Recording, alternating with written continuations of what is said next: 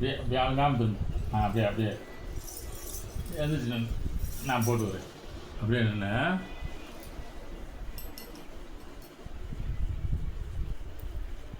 என்ன கேட்டேன்ட்ட இப்போ?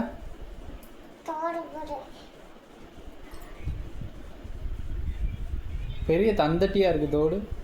ஆ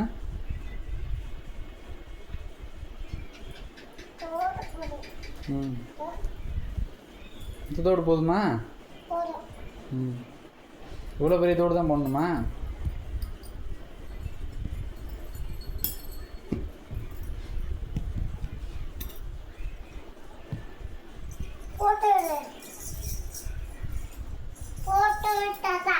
என்னத்தான் எங்கே போட்டு விட?